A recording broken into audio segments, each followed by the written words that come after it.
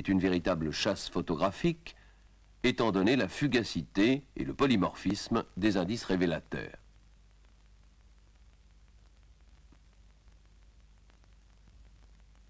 Chaque survol apporte des résultats. Lors du tournage de ce film, un grand ensemble a été repéré pour la première fois dans la brume matinale près de Vitry-en-Artois au mois de mars 1972. Un tel bâtiment est exceptionnel. Par ses dimensions, il mesure plus de 400 mètres de long, par la netteté de ses tracés sur le sol labouré, par sa situation dans une région où les archives signalent la présence d'un vaste palais mérovingien qui n'a jamais été retrouvé. Seules des fouilles scientifiques pourront apporter des précisions nécessaires à son identification.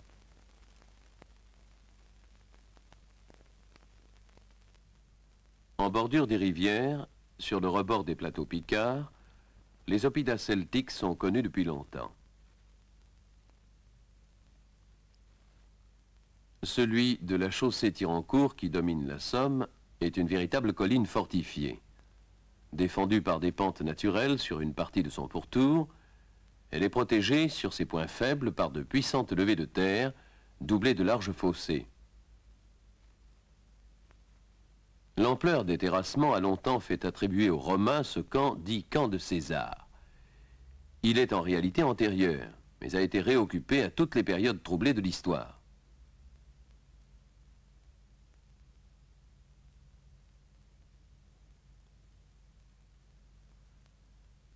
Le magnifique oppidum de Liercourt-Hérondelle, situé à une trentaine de kilomètres de la mer, est plus remarquable encore. Une large descente en pente douce, que l'on distingue au bas de l'image, permettait de haler les bateaux naviguant sur la Somme, l'oppidum étant un des entrepôts commerciaux et militaires de la route de l'Étain. Sur le plateau attenant, face à la levée de terre gauloise, grâce aux taches d'humidité rémanentes, nous allons pouvoir suivre les contours d'un retranchement romain arasé d'une quinzaine d'hectares.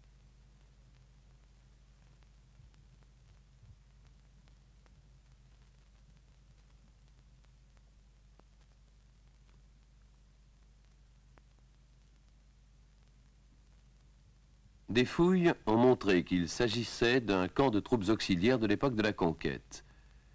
Il a probablement servi de base de départ pour la préparation de la deuxième expédition de César outre-Manche.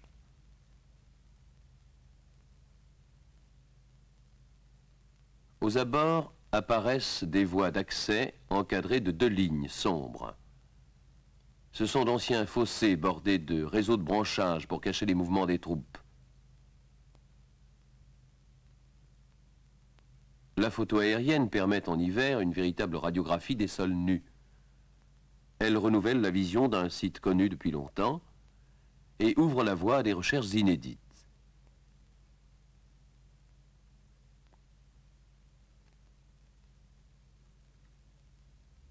Une autre base romaine a été repérée à Folleville.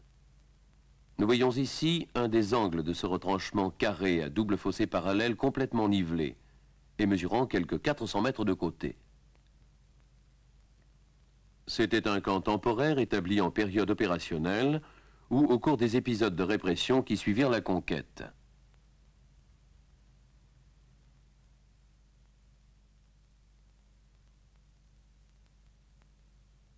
Les voies antiques constituent l'empreinte la plus durable que Rome ait laissée sur notre paysage. Près du mont Saint-Éloi, voici la voie qui reliait Arras à Boulogne, le seul grand port antique du littoral. L'aviateur croise souvent ces tracés rectilignes qui s'étendent jusqu'à l'horizon et qui rappellent le passage des légions de Rome. Cette voie convergeait à Bavay, l'antique Bagacum, un des grands nœuds routiers du nord de la Gaule. 5 d'entre elles sont devenues nos routes nationales, les 2 autres des départementales. Parfois aussi, la voie romaine a été abandonnée. Elle s'est alors métamorphosée en chemins creux ou en lignes d'arbres qui apparaissent et disparaissent dans la campagne.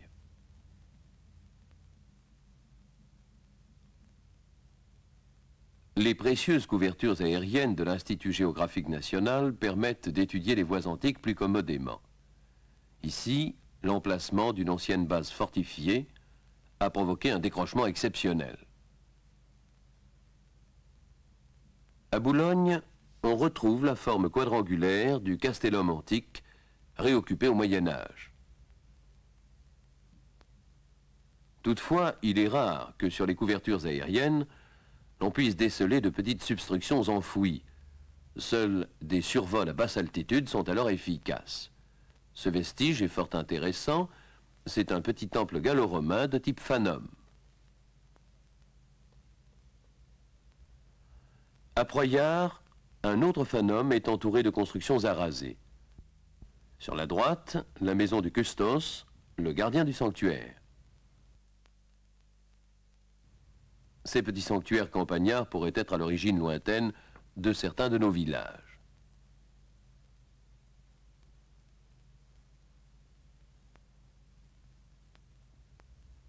Voici, à Ribemont-sur-Ancre, le plus vaste sanctuaire antique découvert par avion. Il avait sans doute été construit pour favoriser la propagande impériale et la romanisation des campagnes. Le tertre blanc marque la position d'un grand temple édifié dès la fin du règne d'Auguste. Face au temple, des constructions s'étendent sur près d'1 kilomètre. À côté d'un grand bâtiment rectangulaire, dont la destination échappe encore, une auréole blanchâtre correspond au théâtre, que l'on a aperçu si nettement dans les céréales. Ces grands sanctuaires ruraux à théâtre étaient des lieux de culte, de pèlerinage, de divertissement, de marché ou de foires périodiques pour la population des campagnes.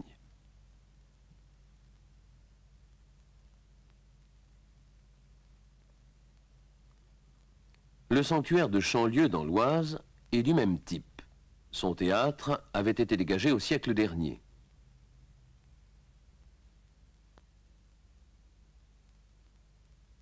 Mais le résultat le plus important de l'archéologie aérienne dans le nord de la France est incontestablement la découverte de l'habitat rural antique. On pensait généralement jusque-là qu'il y avait peu d'établissements ruraux et que la civilisation y était urbaine. Or, les survols ont révélé une campagne constellée de grands ensembles isolés.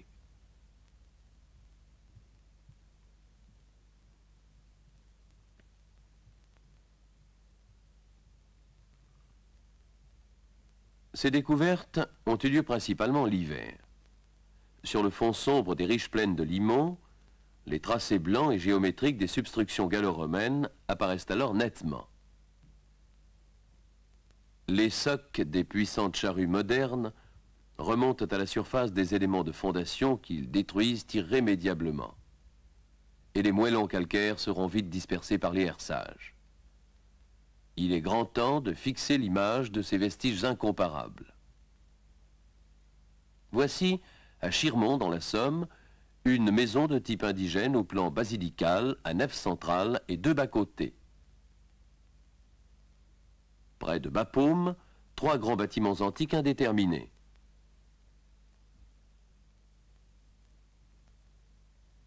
À quelques centaines de mètres de là, le plan fragmentaire d'un ensemble étendu n'est visible que dans la parcelle récemment labourée. Ces vestiges s'étendent souvent sur plusieurs hectares. Il est exceptionnel qu'ils apparaissent simultanément. Les survols ne donnent que des images partielles selon l'avancement des travaux agricoles. Ce petit bâtiment semble isolé. L'observation attentive montre qu'il se rattache à un ensemble plus étendu. Par contre, à Béant, une villa gallo-romaine se révèle dans sa totalité. Le plan d'ensemble est celui d'un grand rectangle allongé, parfaitement géométrique. L'habitation principale fait face à une longue cour bordée de dépendances.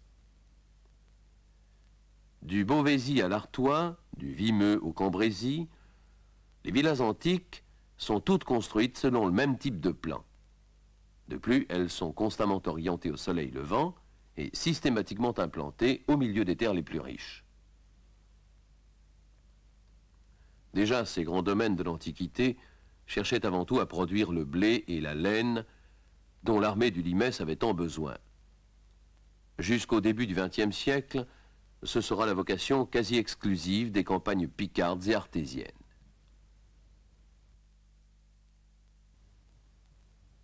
À Villers-sous-Ailly, près de la route moderne, le plan du bâtiment principal d'une villa est aussi net qu'une épure d'architecte. On distingue une galerie en façade, calée par 2 tours carrées, particularité qui se retrouve dans bien des villas. Et nous entrevoyons même la distribution des pièces où vivait une famille de gallo-romains il y a près de 2000 ans.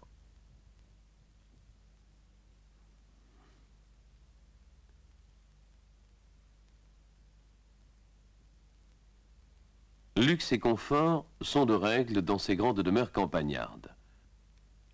La présence de pilettes d'hypocauste témoigne du chauffage à air chaud non seulement dans les bains, mais aussi dans quelques autres pièces.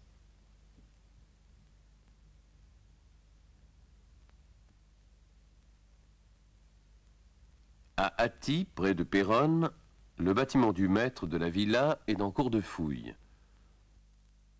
D'imposantes pierres de taille ont été dégagées. Elles donnent une idée de l'importance des constructions.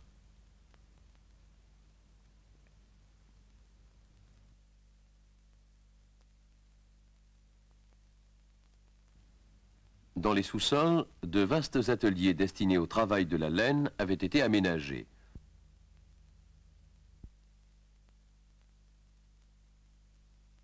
La régularité et la similitude de ces ensembles gallo-romains sont étonnantes.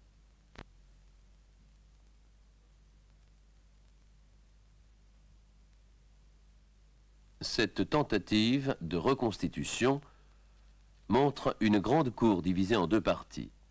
Au premier plan, la pars rustica, avec des bâtiments agricoles, granges, hangars, ateliers, resserres. Un mur la sépare de la pars urbana et de son jardin d'apparat face à la maison du maître. L'habitation principale, véritable palais campagnard, tout en longueur, avec la galerie façade encadrée par 2 tours d'angle, elle est bien différente des villas antiques italiennes de plan ramassé avec atrium et péristyle. Sur un des côtés de la cour agricole, la maison du Vidicus, le régisseur. Modèle réduit de l'habitation principale, même galerie façade, même tour carré aux angles.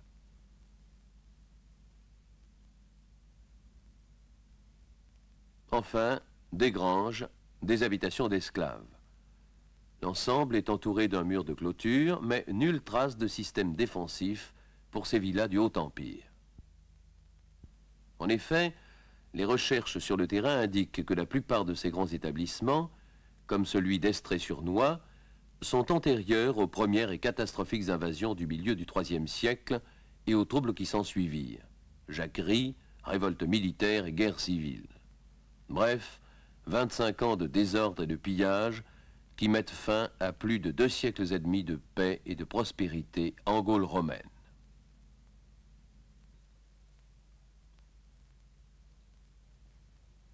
Des centaines de grandes villas sont alors à tout jamais détruites. Quelques-unes seulement subsistent ou sont réédifiées.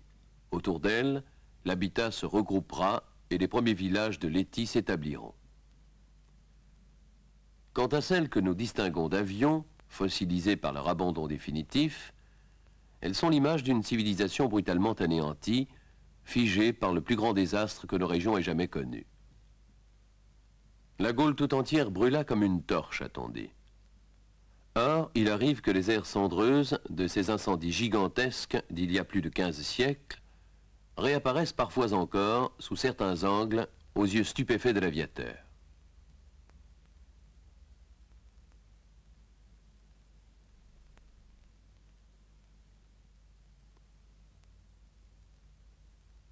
Le but principal des prospections aériennes est de permettre l'établissement de cartes archéologiques. Pour l'époque romaine, prenons le cas de la Somme, où les recherches ont été menées le plus systématiquement. Avant les survols, les voies romaines étaient répertoriées. On connaissait aussi une magnifique série d'oppida celtiques. et 6 emplacements de construction rurale indéterminée avaient été repérés. L'avion a permis la découverte d'une quarantaine de sanctuaires, dont 2 particulièrement importants, l'un à Ribemont-sur-Ancre, l'autre à Vandeuil-Capli. Une série de camps militaires romains ont été retrouvés.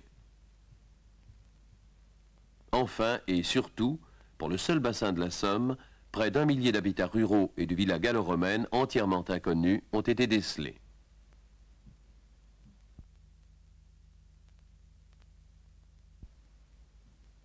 Pour la première fois dans une région donnée, il est désormais possible de se faire une idée précise de l'implantation et de la typologie de l'habitat antique.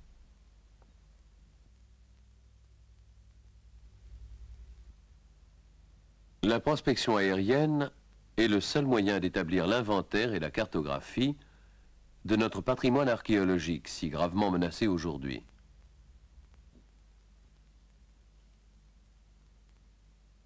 Nous le savons maintenant, la Terre garde les empreintes du passé.